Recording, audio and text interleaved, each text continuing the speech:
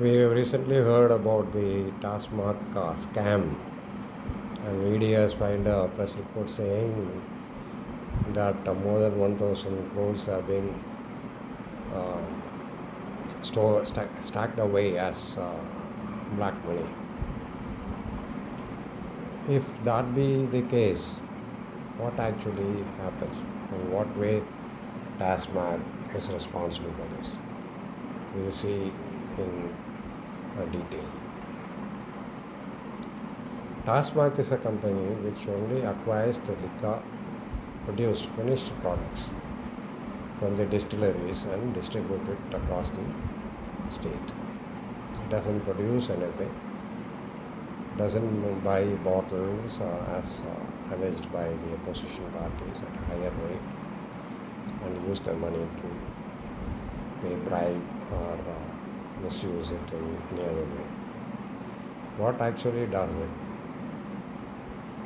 The distilleries acquire bottles, old bottles, collected by separate various small agencies from the TASMAC liquor shops, and then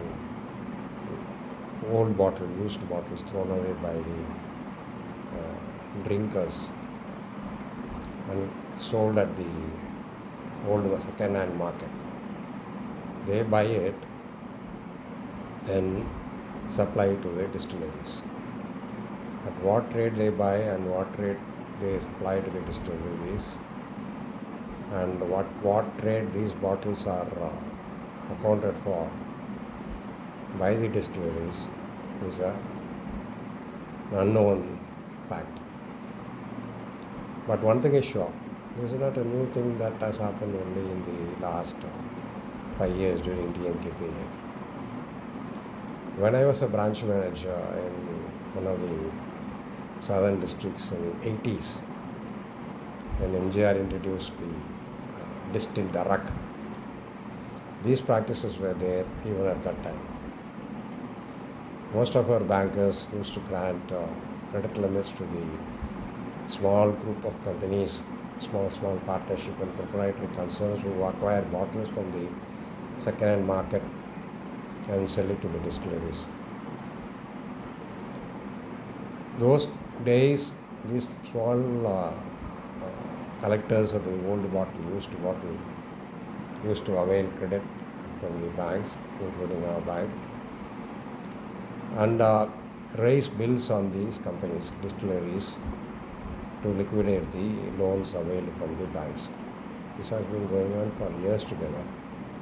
We know very well, I know for sure, the bottles which we normally acquired for 50 rupees, 50 paise to 70 paise, 25 paise, are sold at the rate of 3 to 4 rupees to the distilleries. This money, the extra money collected by the small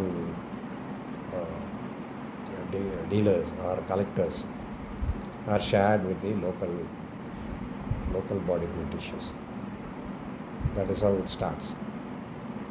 But distilleries might have priced it at new bottle rate, though they buy it only from the secondary market.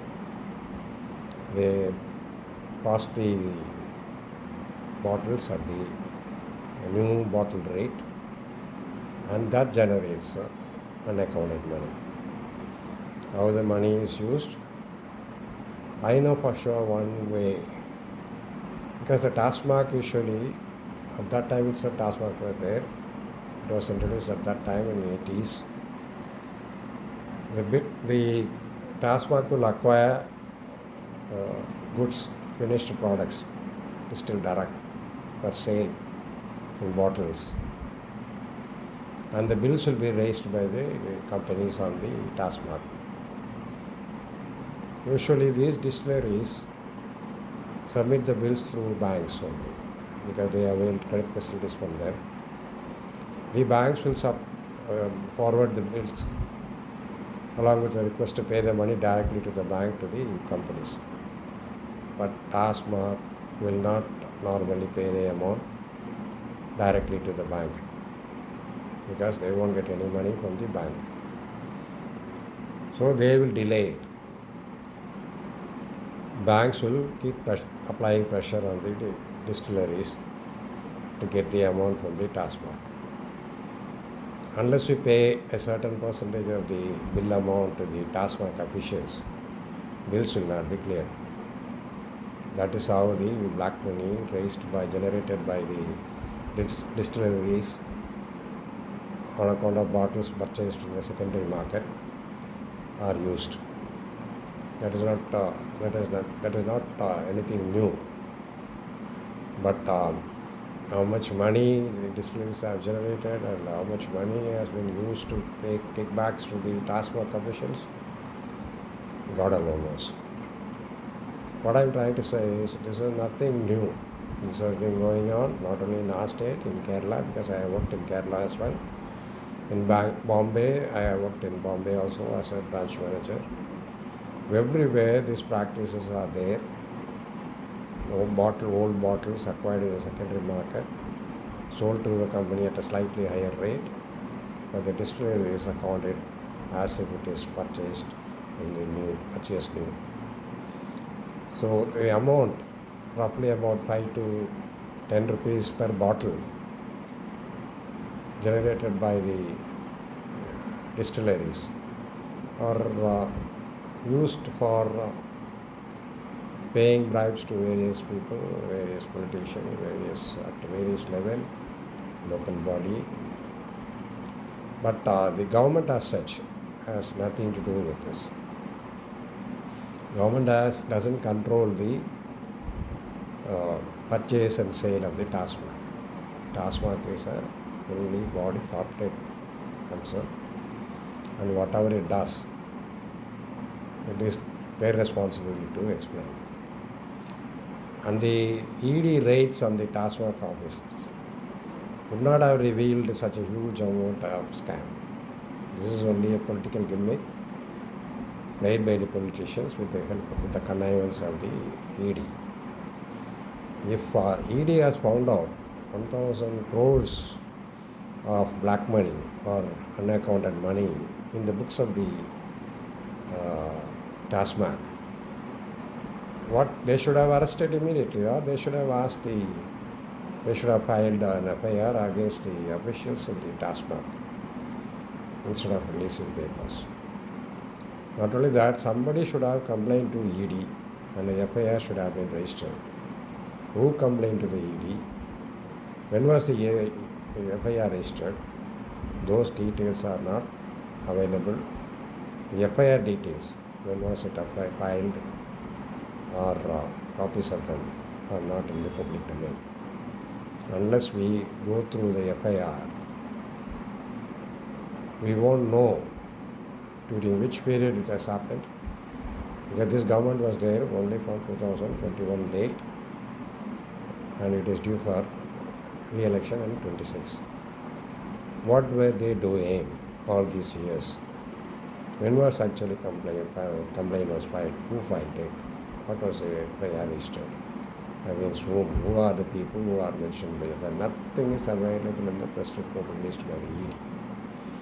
So this clearly shows to just to politicize the issue, tarnish the image of the government, especially the CM, and cite the example of the New Delhi and Kejriwal's name in the FIR. They are trying to tarnish the image of the Chief Minister and thereby trying to defeat the DMK without the ballot box. But I don't know whether the common man is aware of this scam, or will he understand the scam, or will he hold the CM responsible for the scam. It remains to be seen. But unless they come out with some concrete proof and file the FIR against the top officials, top ministers or CM of the company, CM of the state, this particular propaganda or the agitation by BJP and AIDMK will not be of any use. It will not attract the sympathy of the voters.